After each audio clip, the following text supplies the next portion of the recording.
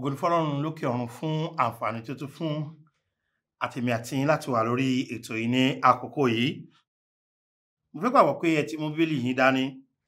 Mo fẹ́ sọ fún yín pé ní gbogbo ọjọ́ ìsinmi ni mò ń wàásù ní ìjọ Victory Independent Baptist Church. Victory Independent Baptist Church wà ní ìlú Péjú Bódìjà, lẹ́yìn Ìsọpákó Bódìjà, tàbí ní tí ẹ̀ bá gbajú lójú wọlé tàbí ìyànà Bódìjà wọlé.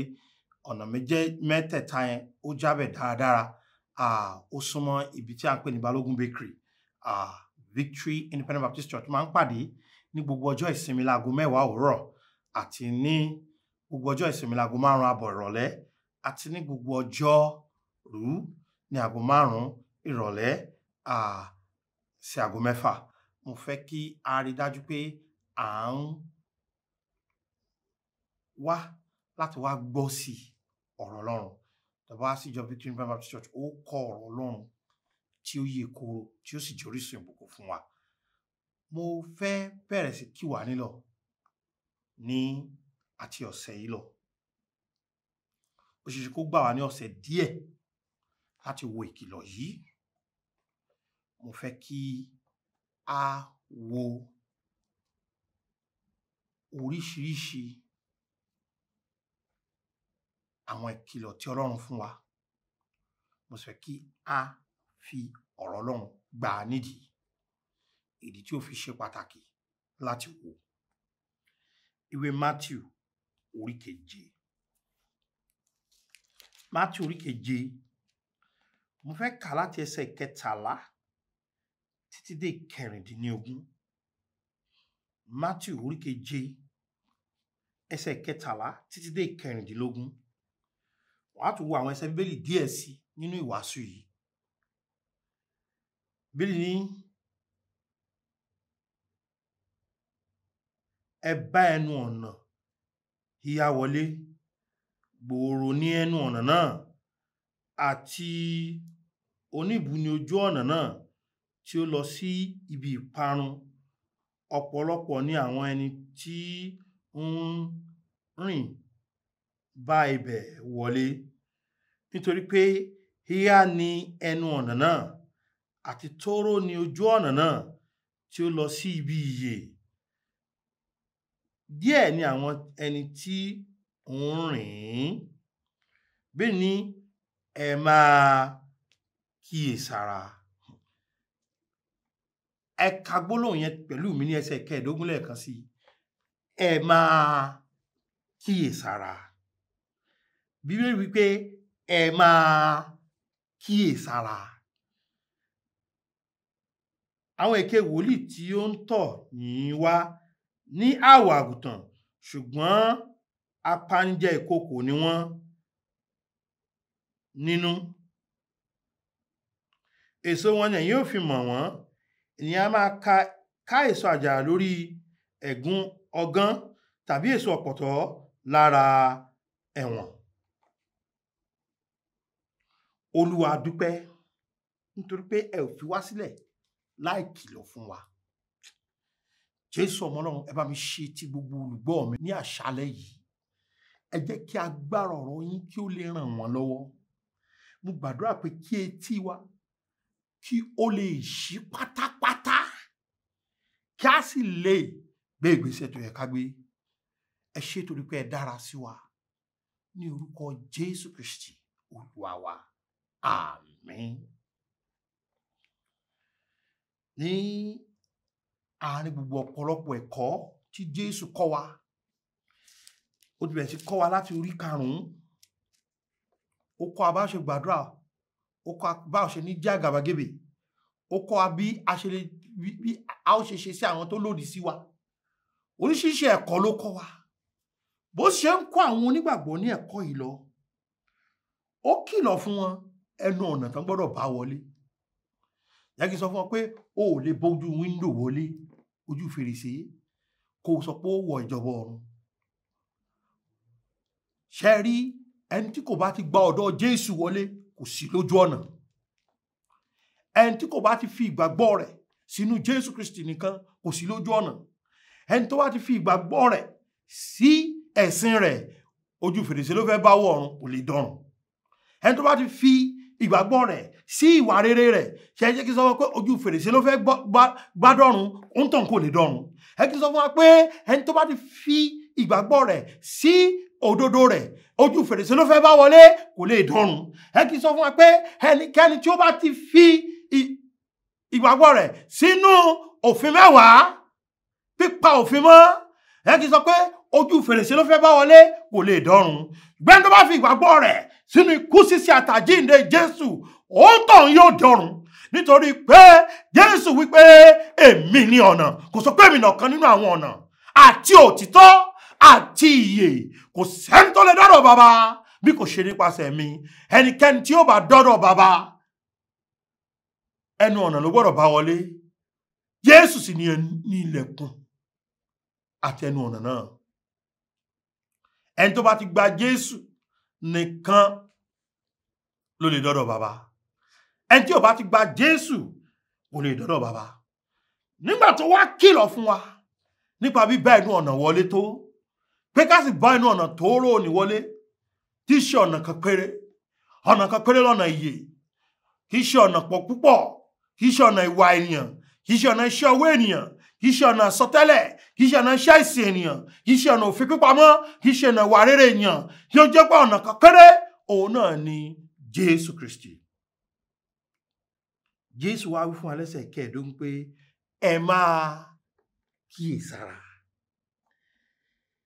Ṣé rí nínú àwọn nǹkan tí kò wọ́pọ̀ mọ́ láàrin onígbàgbọ́, òun ni ìkíyèsára.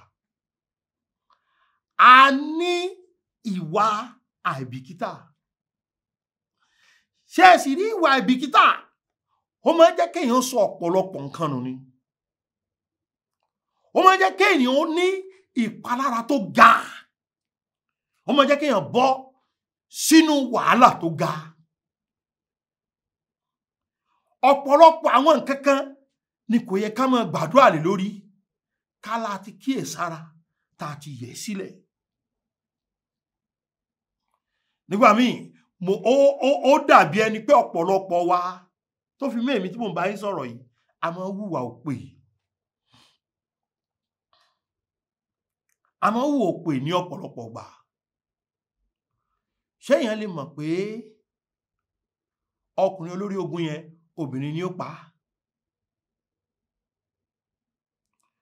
Ó tàn pé kó lọ sùn. Ó béèrè omi lọ́wọ́ rẹ̀, ó fún mílìkì mu. Nígbà ó fún ní mílìkì tán, ló wá kàn léṣù lórí. Olórí ogun kan ní sáré gún lọ́bẹ, má jẹ́ wọ́n sọ pé obìnrin ló pa mí. Ó ń bá odi ìlú kan jà. Obìnrin kan kàn lẹ̀kúta látòkè ni, èdè orí ẹ̀ ló ṣe. Olórí ogun ni tí gbogbo ọmọ ogun sá fún o, gbogbo ìlú sá fún, ṣùgbọ́n ẹni tí kò ní ìkíyèsára ni. Ọ̀pọ̀lọpọ̀ wa la kì í kíyèsára. Bíbélì sì sọ pé ká kíyèsára.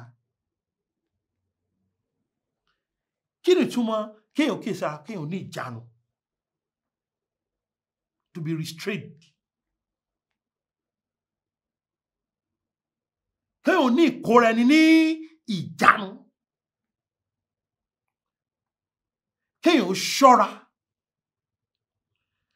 Kéèyàn sá fún àwọn nǹkan kan. Kéèyàn yẹra fún àwọn nǹkan kan.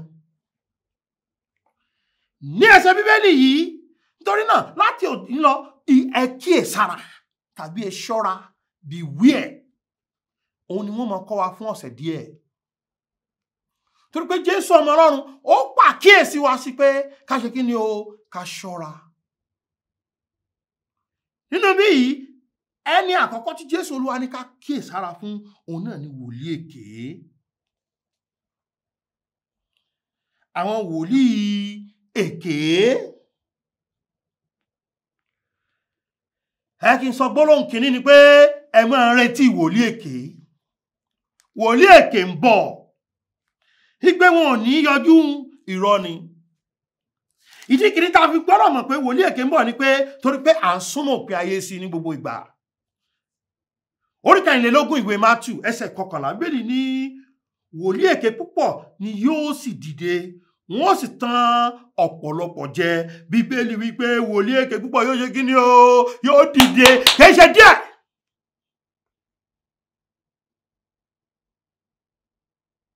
Ẹ pàdé ẹlòmíì kí ẹ sì ti rí yóò ti fọwọ́ mi tí báyìí, yóò ti fẹ́ ṣe báyìí. Mo lọ gbàdúrà bí kan jọ́ kan mo jókòó báyìí, lọ́mọkùnrin kan kò tiẹ̀ tó ń gbó lọ́ba dé. Ṣé mo lè gbàdúrà fún yín sà?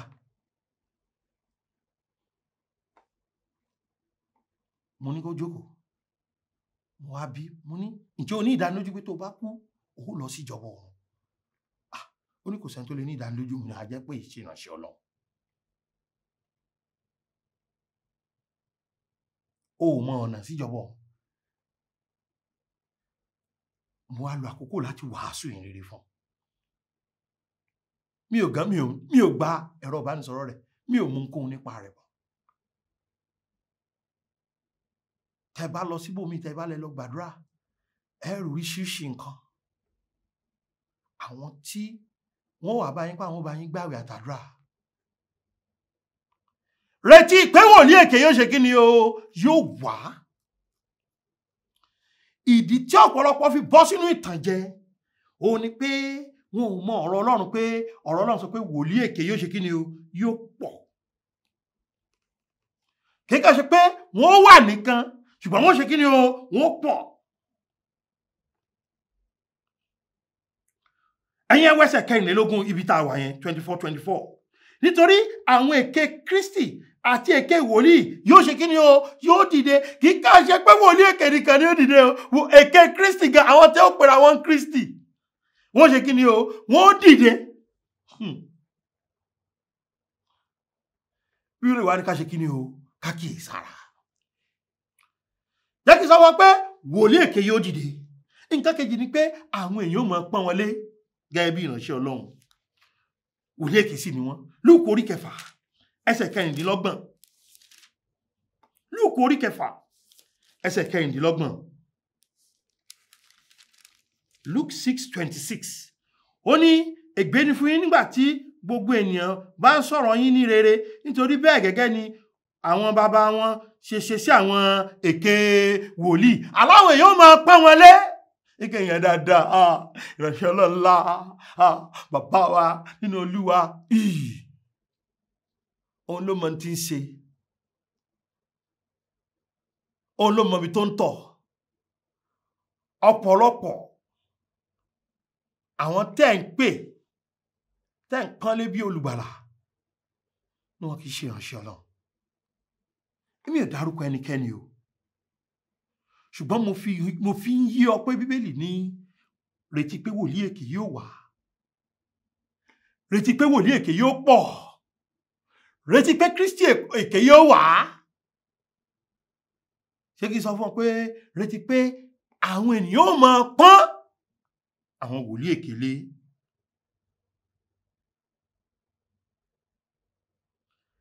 Nǹkan kẹta tí mo fẹ́ kẹ́ retí ni pé wòlíì èké yóò wá nígbà tí ẹ bá ń sin Ọlọ́run lọ́wọ́. Iṣẹ́ Àpọ́stélì orí 13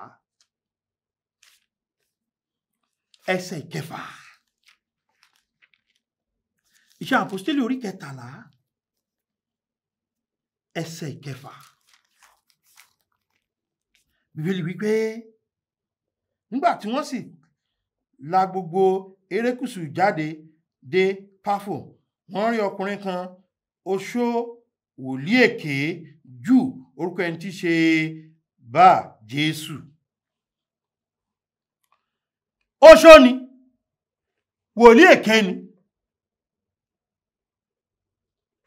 Lẹ́nu iṣẹ́ Ọlọ́run, níbi tó bá ti ń ṣiṣẹ́ ìjèrè ọkàn, ó gbọ́ tẹ́nìkan sọ wọn pé àwa náà ti jèrè ọkàn rí. Kí ló dé tí wọn ò jèrè ọkàn mọ́? Ibi tó bá ti ń sin Ọlọ́run, ó gbọ́ tẹ́nìkan sọ pé àwa gan mọ̀ sí Ọlọ́run ṣe jù ọ́ lọ. Àwa náà ṣe jù ọ́ lọ. Kí ló dé tí ò ṣe mọ́? Nígbò jẹ́ pé èèyàn ló ń sìn, kì í ṣe Ọlọ́run. Ó ti pátì. Wòlíì èké yóò wá, wòlíì èké yóò pọ̀. máa retí wọn pé àwọn ènìyàn yóò pọ́n wọn lé lẹ́nu iṣẹ́ Ọlọ́run tó ń ṣe. Wòlíì èké yóò wá. Jẹ́ kí n sọ pé wòlíì èké lè wà láàrin àwọn ọmọ Ọlọ́run.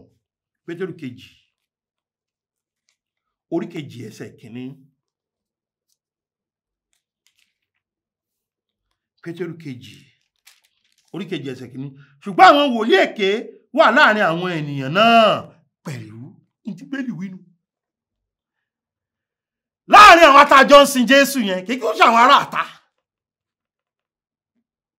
Yóò jókòó tì wá, àlejò máa jẹ, àlejò máa mu, kó sì jẹ́ wòlíì èké.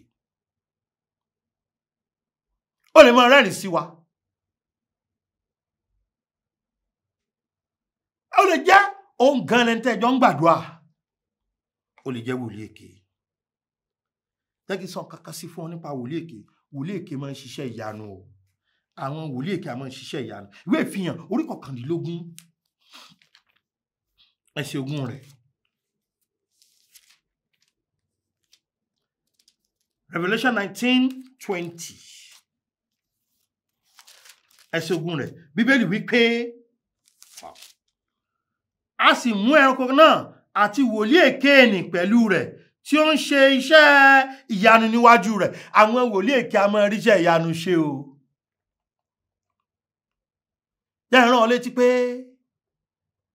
àwọn pidánpidán Fáráò, àwọn náà sọ ọ̀pá di ejò. Àwọn náà pààrọ̀ omi sí ẹ̀jẹ̀ o. Wòlíì èké a máa ṣe kí ni? A máa ṣiṣẹ́ ìyanu. Ọmọbìnrin ẹlẹ́mìí èṣù tí bá Jésù ń lò yẹn. Ṣé ẹ lè rántí pé ó sọ tẹ́lẹ̀ pé Pọ́ọ̀lù àti àwọn ẹgbẹ̀wá rẹ̀ oníránṣẹ́ Ọlọ́run ni wọ́n, wípé wọ́n ń fọ̀nà yìí hàn yàn. Ṣé tó sọ ó jẹ́ ní tó jánà? Bẹ́ẹ̀ ni. Ṣé kí n béèrè ìbéèrè kan lọ́wọ́ wa? Ṣé ẹ̀mí Ọlọ́run ló fi sọ? Bẹ́ẹ̀ kọ́. Padà sí orí keje yẹn ẹsẹ̀ 15 ìwé Matthew. Torí pé Jésù wípé ẹ máa kíyèsí àwọn èké wòlíì. Ọlọ́run fẹ́ ká kíyèsára. Ṣọ́ra rẹ fún wọn. Ṣọ́ra rẹ fún wọn. Ṣọ́ra rẹ fún wọn. Ìwọ náà bó ló ṣe ṣọ́ra rẹ fún wọn tó fi lè ṣọ́ra rẹ fún wọn tó fi ní bọ́ sọ́wọ́ wòlíì èké. O gbọ́dọ̀ mọ ọ̀rọ̀ Ọlọ́run. Nígbà tí wòlíì bá ń sọ fún ọ pé tó bá fi foyún ṣègbéyàwó o lè ṣe kí ni o lè bímọ, irọ́ ni ń pa. Irọ́ ni ń pa. Wòlíì kan ti sọ fẹ́ni tèmi mọ̀ rí pé wo ọ̀gá rẹ ń lògo rẹ ni. Aláwọ̀ funfun sí lọ̀gá rẹ̀. Tí èsì ọmọ orílẹ̀-èdè yìí. Ẹ̀ntán náà ń lògo rẹ̀ ló mú kó lórílẹ̀-èdè. Tẹ́tí sí mi dáadáa. Kíyèsára. Ìwọ náà mọ ọ̀rọ̀ Ọlọ́run. Ìwọ náà mọ ọ̀rọ̀ Ọlọ́run. Mọ ọ̀rọ̀ Ọlọ́run pé akéte gbọ́dọ̀ wà láìléèrí. Kò sí n tó ní kó ṣàgbèrè. Ipe ẹ̀ṣẹ̀ lágbèrè. Ọmọ bàbá mọ́ ṣègbéyàwó bóyá tó bá bímọ 3 ní kó tó ṣègbéyàwó. Ẹkàjì ó máa lọ lé ọkùnrin kan kó kàn máa lọ gbé lọ́dọ̀ ọkùnrin ẹni kó máa lọ ṣàgbèrè nù. Ọlọ́run lòdì sí wòlíì èké o. Ọlọ́run lòdì sí wòlíì èké o. Ìwọ náà mọ ọ̀rọ̀ Ọlọ́run fúnra rẹ̀. Nǹkan kejì ni pé ìwọ náà súnmọ́ Ọlọ́run fúnra rẹ̀. Sórí tó bá ní bọ́ sọ́wọ́ wòlíì èké, tó bá ti mọ ọ̀rọ̀ Ọlọ́run yóò máa bá ọkàn rẹ sọ̀rọ̀. Bíbélì wípé ọ̀rọ̀ rẹ ni fìtílà sí ẹsẹ̀ mi, ìmọ́lẹ̀ sí pa ọ̀nà mi. Ìdí ò ní jẹ́ ń ṣìnànú. Ìdí ò ní jẹ́ ń ṣẹ̀ṣẹ̀ gbé nìyẹn. Ìdí ò ní jẹ́ kí n bọ́ sínú igbó nìyẹn. Ìdí ò ní jẹ́ kí n kúrò lójú ọ̀nà kí n bọ́ sínú igbó nìyẹn. Tẹ́tí sí mi dáadáa. Mọ ọ̀rọ̀ Ọlọ́run kó sì súnmọ́ Ọlọ́run. Olórin yẹn ni faramọ́ Jésù. Ọ̀rẹ́ faramọ́ Jésù. súnmọ́ Jésù títí dópin, lọ́sàn tàbí lóru, má ṣe yà kúrò. Súnmọ́ Jésù títí dópin. Ọlọ́run retí pé kó súnmọ́ òun. Tó bá súnmọ́ Olúwa, ó mọ ọkàn Olúwa. Tó bá súnmọ́ Olúwa, ó mọ ọ̀nà tọ́lọ́run fẹ́ kó gbà ní ẹsẹ̀ lórí ẹsẹ̀ lórí ẹsẹ̀ àti àṣẹ lórí àṣẹ, díẹ̀ níhìn, díẹ̀ lọ́hùn. Olúwa yóò fi gbogbo ọ̀nà hàn. Àwọn tí wọ́n fẹ́ máa bọ́ gbowó, wọ́n fẹ́ máa gbowó lọ́wọ́ rẹ bọ́ gbààwẹ̀, ìwọ lọlé wọn, ó bá wọn bí tí wọ́n ti ń mu mílò. Ẹyin àtàwọn èso tí wọ́n gan ò lè fowó rẹ rà, wọ́n ó fowó rẹ rà á tí wọ́n gbádùn ẹ̀. Bíbélì ní ká kíyèsára fún wòlíì èké. Wọ́n á máa ṣiṣẹ́ ìyanu o, wọ́n á máa wà láàrin àwọn ọmọ Ọlọ́run, máa gbọ́ a lè rí wọn láàrin ìgboro. Kò síbi tí wòlíì èké ò ti ní yọjú sí ọ, lọ́jà níbi tó ti lọ rajà.